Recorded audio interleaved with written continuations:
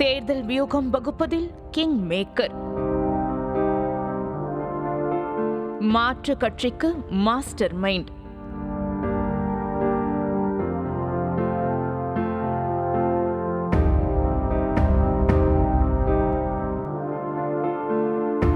இப்படிப்பட்ட மனிதருக்கா இந்த சோதனை? வாங்க விரிவா பார்க்கலாம்.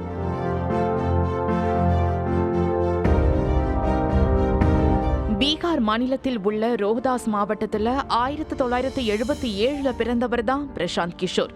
இவர் இந்திய அரசியல்ல சேர்வதற்கு முன்பாக ஐநாவில் பொது சுகாதார நிபுணராக பணியாற்றியவர்.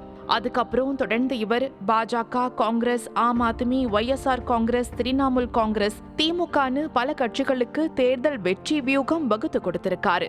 குறிப்பா சொல்ல போனா 2012ஆம் ஆண்டு குஜராத் சட்டசபை தேர்தல்ல நரேந்திர மோடி வெற்றி பெற்று முதல் மந்திரியாக வியூகம் அமைத்து கொடுத்த பெருமை இவரையே சேரும்.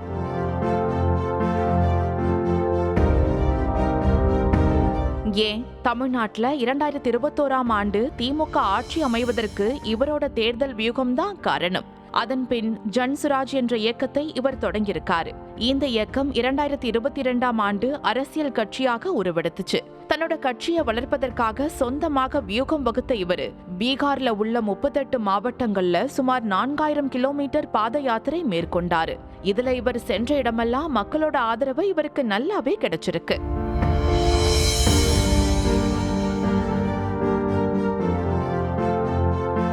இப்போ நடந்து முடிஞ்ச பீகார் சட்டசபை தேர்தல்ல தனித்து போட்டியிடும் முடிவை எடுத்த இவரு மொத்தம் 243 தொகுதிகள்ல 238 இடங்கள்ல ஜன்சுராஜ் கட்சி தனித்து தான் போட்டியிட்டு இருந்துச்சு. அதே மாதிரி பிரசாந்த் கிஷோர் இந்த தேர்தல்ல 150 தொகுதிகளுக்கு மேல் ஜன்சுராஜ் கட்சி வெற்றி பெறும்னு நம்பிக்கை தெரிவித்தது மட்டுமல்லாம 150 தொகுதியில 1 குறைஞ்சாலும் அது தோல்வியேன்னு சொல்லியிருந்தாரு. இதுல இன்னொன்னு நம்ப வேண்டியது என்னன்னா, தேர்தலுக்கு பிந்தைய கருத்து கணிப்பு முடிவுகள் வெளிவந்துச்சு. இதுல எல்லா கருத்து கணிப்பு முடிவுகளும் பாஜக தலைமையிலான தேசிய ஜனநாயக கூட்டணியே ஆட்சியை பிடிக்கும்னு வந்திருந்துச்சு. அதே மாதிரி பிரசாந்த் கிஷோர் தலைமையிலான ஜன்சுராஜ் கட்சிக்கு 2 முதல் 5 தொகுதிகள் வரையே கிடைக்கும்னோ தேர்தலுக்கு பிந்தைய கருத்து கணிப்பு முடிவா வந்திருந்துச்சு. இந்த முடிவை பார்த்த பிரசாந்த் கிஷோர், நிதிஷ்குமார் தலைமையிலான ஐக்கிய ஜனதா தளம் 25 இடங்களுக்கு மேல் வெற்றி பெறாது, அவ்வாறு நடந்துவிட்டால் நான் அரசியலை விட்டே விலகுவேன் என்று சவால் விட்டிருந்தார். இத்தகைய சூழல்ல தான் பீகார் சட்டசபை தேர்தல் முடிவுகள் கருத்து கணிப்புல வெளிவந்தது போலவே வந்திருக்கு.